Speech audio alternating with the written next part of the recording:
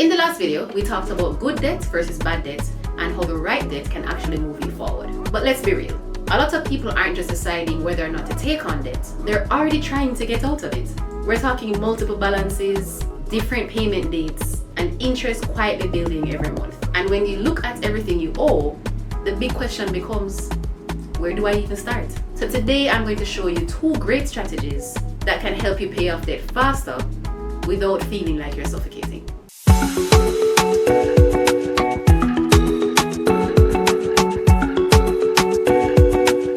Hi guys, welcome back to the Wealth Lab JA. I'm Candice Brown, financial advisor by profession and educator at heart. If you're serious about your financial future, ensure to subscribe and join me here every Wednesday.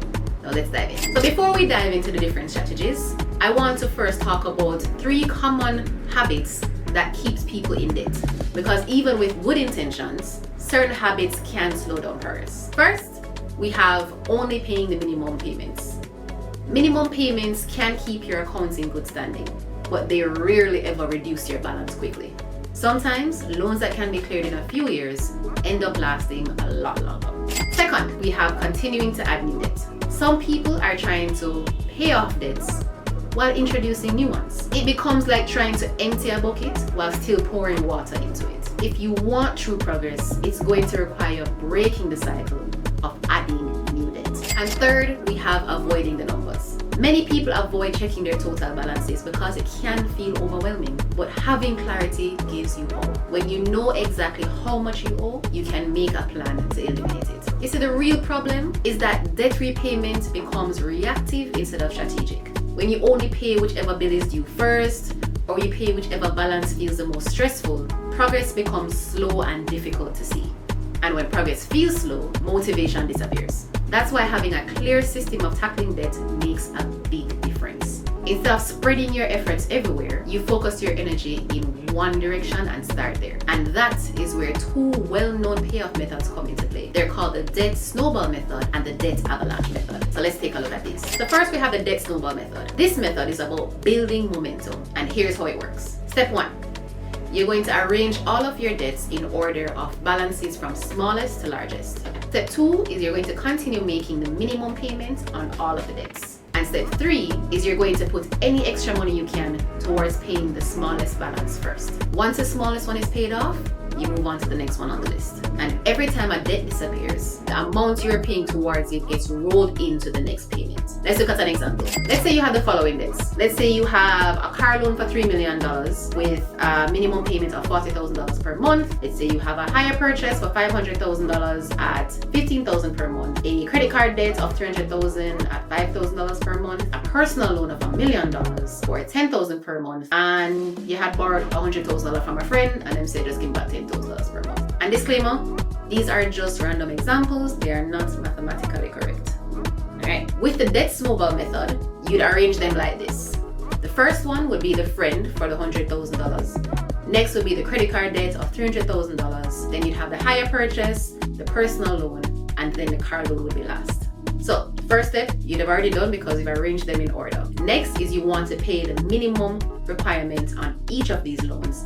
And then any extra you have left goes towards the friend. Why? Because that is the smallest balance and you want to get rid of that first. Once you have paid off your friend, you're going to now take the $10,000 you'd have given him plus any extra money you'd have and put it on the next loan, which is the credit card debt. Once that is paid off, you take the $10,000 for the friend, the $5,000 for the credit card, and any extra and put it towards the hire purchase. So on and so forth until all loans are paid off. So essentially, your repayments towards any remaining balance becomes larger and larger, just like a snowball rolling down a hill. The biggest advantage of this method is it gives you psychological motivation. That first debt payoff can feel like a real win, and those wins create momentum. When people see progress, they are more likely to stay committed. So let's talk about the second strategy, which is called the debt avalanche method. This method focuses on interest rates rather than balance. And here's how it works. Step 1, you're going to arrange your debts in order of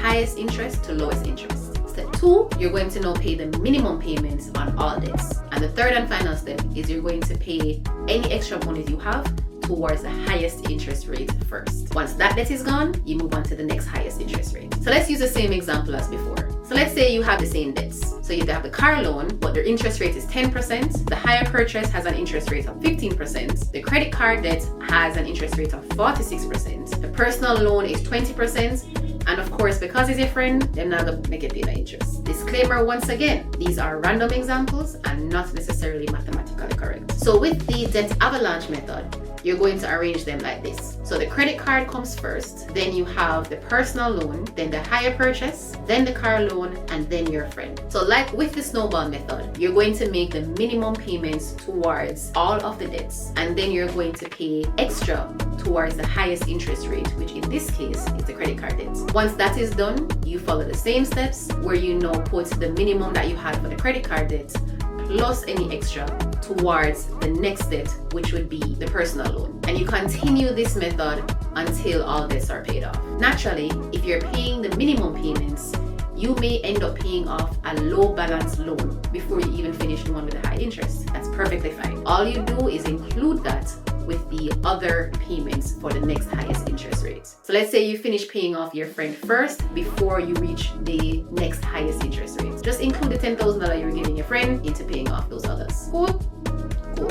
So this method focuses on eliminating debts that are growing the fastest. And mathematically, it saves you more money over time because high interest is usually what keeps people stuck in debt cycles. So why does interest even matter? One reason debts can become difficult to escape is because of interest accumulation. Interest is often calculated using something called compound interest. This simply means that your interest can build on top of previous interest. For example, let's say you have a balance of $100,000 at an interest rate of 5% per annum. At the end of the first year, your balance becomes $105,000. The 5% is then added onto that new balance, which becomes $110,250. So if your balance remains unpaid over a long period, the amount owed can grow faster than expected. That is why strategic repayment matters. Reducing high interest debt earlier can significantly shorten your debt repayment timeline. So based on all that was said, you might be wondering which method is better, and the answer might surprise you. The best strategy is just the one that you stick to. Some people need the emotional wins that come with the snowball method. Seeing the balances disappear can motivate them to continue.